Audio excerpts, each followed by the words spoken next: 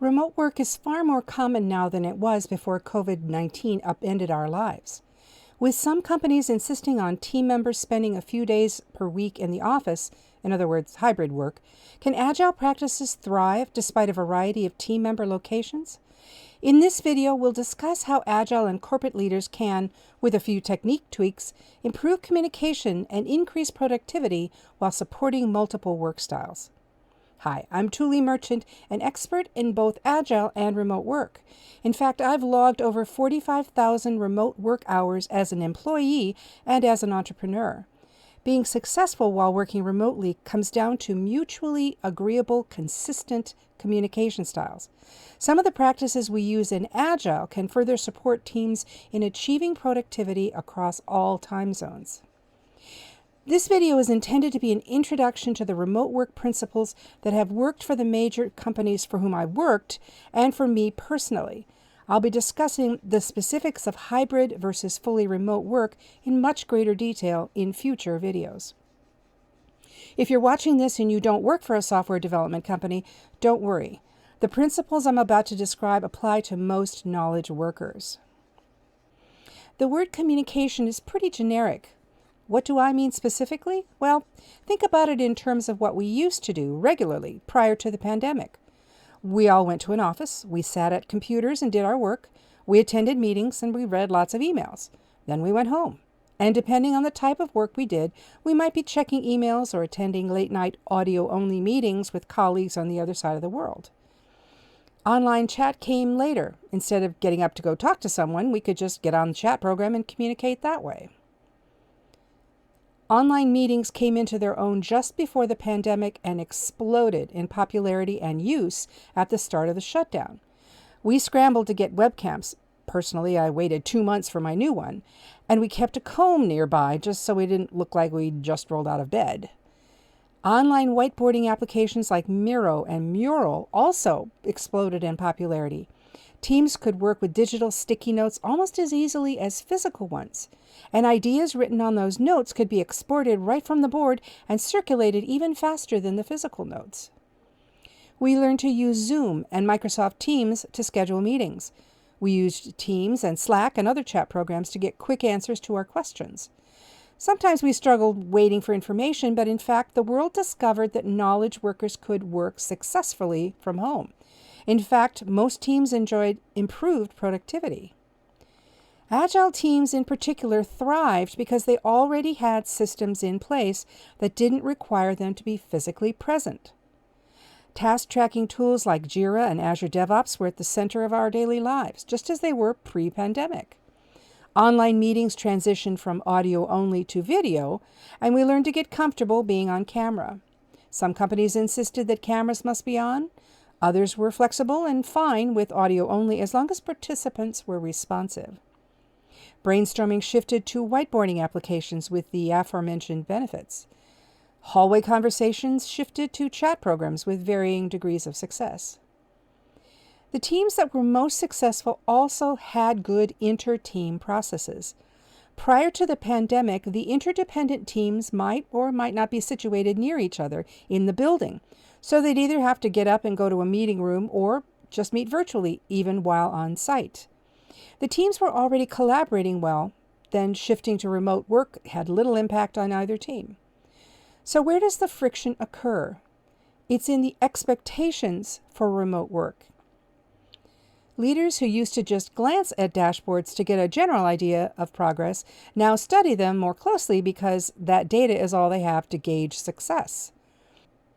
Managers at all levels who were accustomed to being able to view their teams physically might feel isolated and uninformed.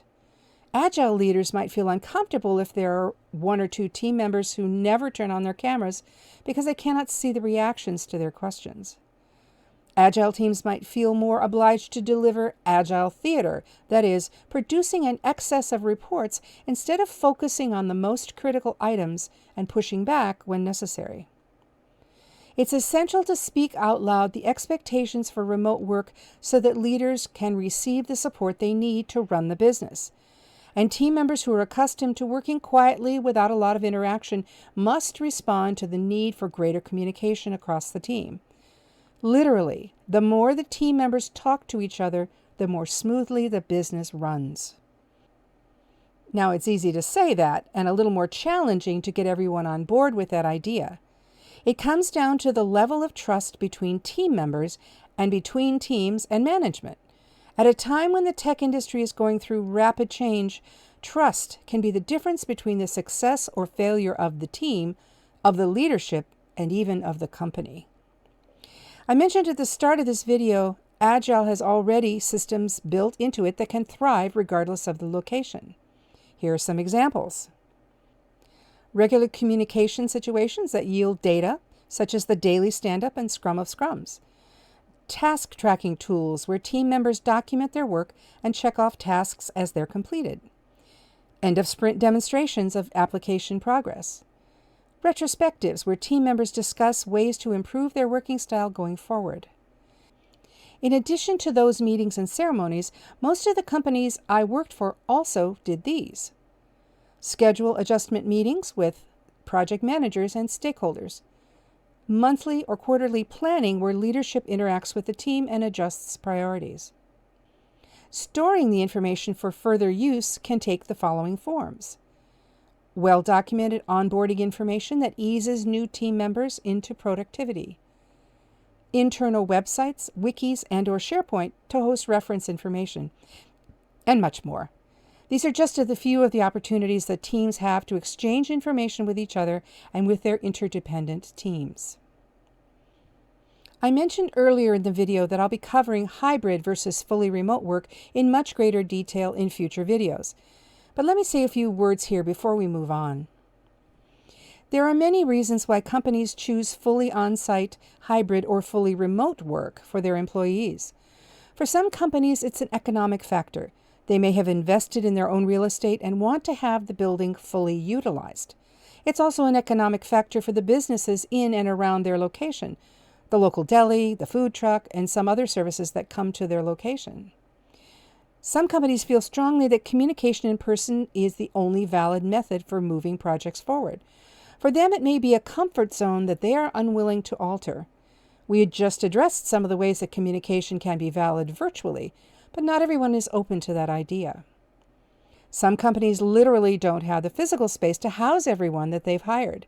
This happened to me recently, where a company had staffed up to meet a hugely consequential deadline. When they decided to start bringing everyone back to the office, they realized they didn't have the desks for everyone and had to put the back to the office effort on hold. You see why I'm trying not to address all the issues in this video. Let me just say that whatever your company chooses for their working style, the tools now exist to make any of those choices valid and possible from a technical standpoint. What leadership will have to address is the willingness of staff to adapt to their policy decisions. Getting everyone to commit to their role in the overall company communication is done by modeling that behavior from the top down. If the executives, directors, and managers are transparent and keep everyone informed, the teams are more likely to respond with the same consistency and transparency. Leaders must engender trust in their employees. That effort goes a long way towards building a strong and productive company. There are several ways to get the conversation started, especially when nearly everyone is remote. These are intended for management and employees alike. Team building exercises that draw people out. My favorite is 2 truths and a lie, where team members write down 2 true things about themselves and 1 lie, and the rest of the team has to guess which one is the lie. It's amazing what you learn about each other. You can search online to find other activities like this one. Online non-work hangouts. One company I worked for had a Tuesday noon meeting where people brought their lunches and just ate and chatted, just as you would in the lunchroom. No work discussions were allowed. We just shared our meals and enjoyed each other's company. By the way, this also encourages self-care by offering a chance to relax for a bit. And then Friday morning coffee. This was a half-hour no-work meeting where we talked about our weekend plans, shared photos of kids and pets, and swapped vacation ideas.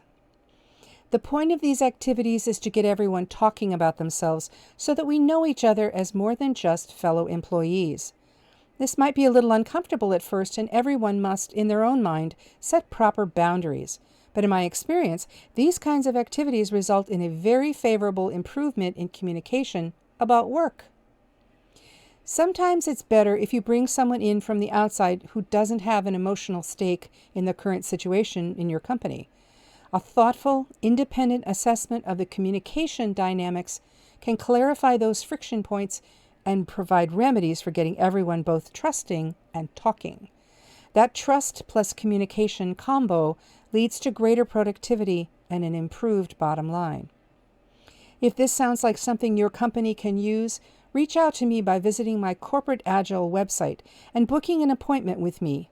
We can discuss your exact situation and determine next steps towards a corporate culture that works. The link is in the description. I hope you found this video to be practical and the techniques we discussed useful for your company. As always, be sure to tap that like button and hit subscribe to stay informed about Agile strategies. You'll be the first to know when my next video arrives. Until then, be sure to check out my private chat server where fellow Agile professionals gather to support each other. That link is also in the description. See you in the next video.